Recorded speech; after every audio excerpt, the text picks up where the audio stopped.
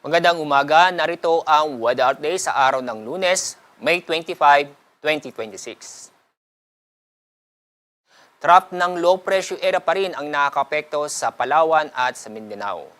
Itong trough ng low pressure area o extension ng low pressure area ay inaasam magpapatuloy ngayon at ganun din bukas.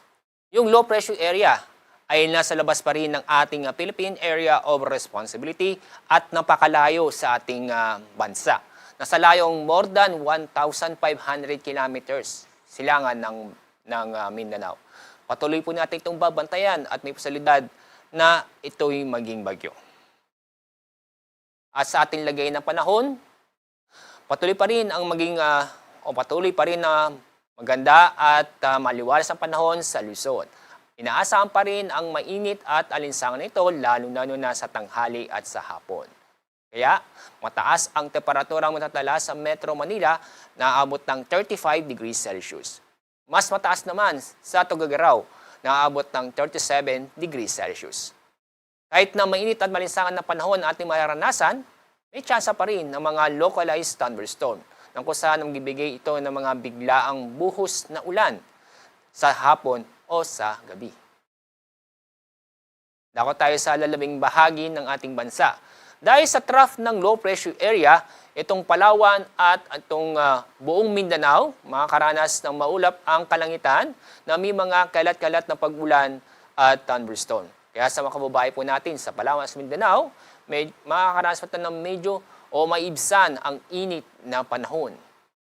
Pero sa Visayas, patuloy pa rin na magiging maganda at malisangan o maganda at maliwas na panahon.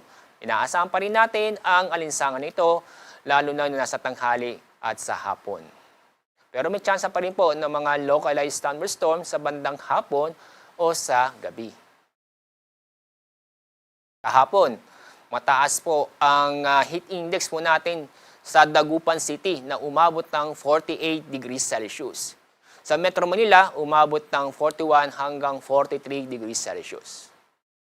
Sa ngayong araw, ngayong Lunes, ang forecast nating heat index lang mataas na 47 degrees Celsius doon pa rin sa Dagupan City, Pangasinan.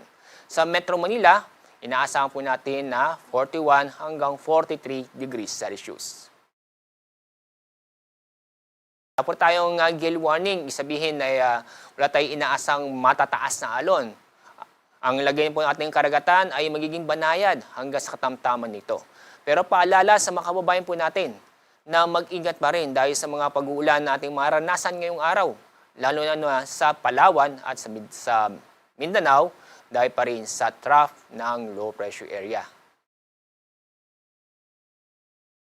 Ang araw sisikat, mamaya pong malapit na, 5:27 ng umaga.